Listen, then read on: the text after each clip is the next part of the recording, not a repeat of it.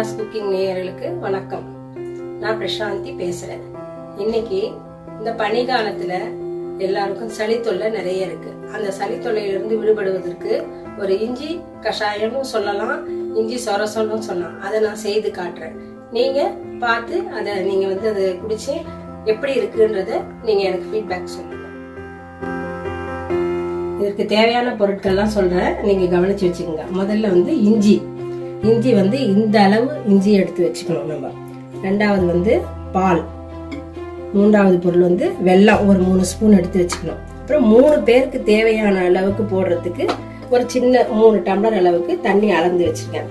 அப்புறம் இந்த இஞ்சி இடிச்சிக்கிறதுக்கு இந்த பூண்டு இஞ்சிலாம் நசுக்கிற அளவுக்கு அந்த உரல் வச்சிருக்கேன். அதுல கொஞ்சம் கொஞ்சமா நசுக்கி அப்புறம் இந்த பாத்திரம் வச்சிருக்கேன். இந்த பாத்திரத்துல தான் நம்ம கொதிக்க வச்சு இதை செய்ய போறோம்.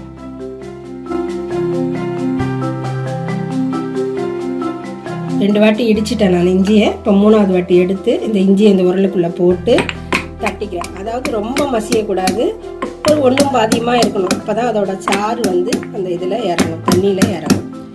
அவ்வளோதான், இடித்து முடிச்சிட்டேன் நான். இடித்ததை ஒரு கிண்ணத்தில் எடுத்து வச்சுக்கணும் நம்ம.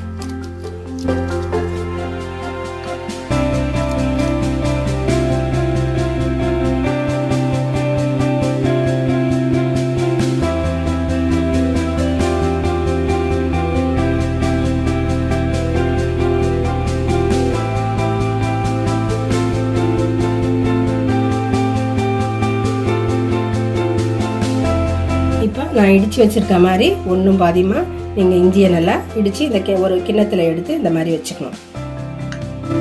இந்த அளவு டம்ளரில் 3 டம்ளர் தண்ணி அளந்து ஊற்றிக்கணும்.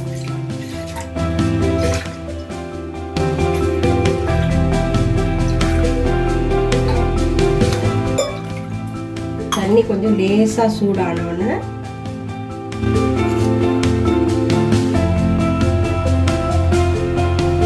தண்ணி நல்லா கொதிக்குது. அதில் நம்ம இஞ்சியை போடணும். போட்டு நல்லா கொதிக்கணும். ஒரு ஸ்பூன் விட்டு கிளறி விடணும்.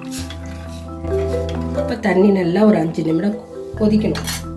கொதிச்சு நல்லா சுண்டி வரணும். 3 டம்ளர் வச்சிருக்கோம், அது ஒரு 1.5 டம்ளர் அளவுக்கு கொதிச்சு வரணும்.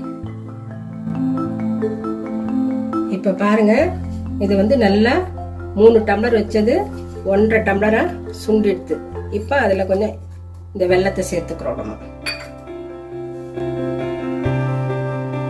நாட்டு சக்கரை இல்லாதவங்க சாதாரணமாக கிடைக்கிற வெல்லம் சேர்த்துக்கலாம், இல்லை ஒயிட் சக்கரை சேர்த்துக்கலாம். எது வேணா அவங்கவுங்க விருப்பப்பட்ட மாதிரி சேர்த்துக்கலாம். இதை நல்லா கலந்து விட்டுட்டு அதுக்கப்புறம் வடிகட்டிடணும். ஸ்டவ் ஆஃப் பண்ணிட்டு இதை வடிகட்டிடணும்.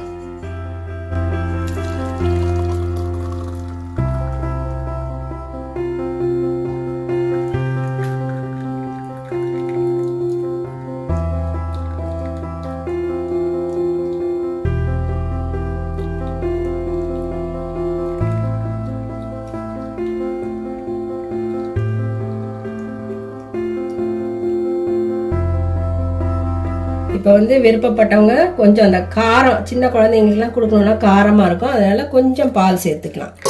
கொஞ்சம் போல ஒரு 2 ஸ்பூன் அளவுக்கு பால் சேர்த்துட்டு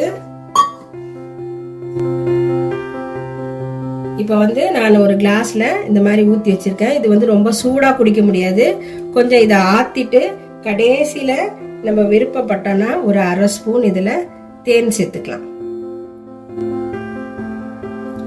தேன் சேர்த்து அதை நல்லா ஒரு ஸ்பூன்ல நல்லா கலக்கி விட்டுட்டு கொஞ்சம் குடிக்கிற பக்குவம் ஆனவுடனே நம்ம குடிக்க வேண்டியதுதான். இதை ஒரு இதில் வச்சு நல்லா ஆத்திக்கணும்.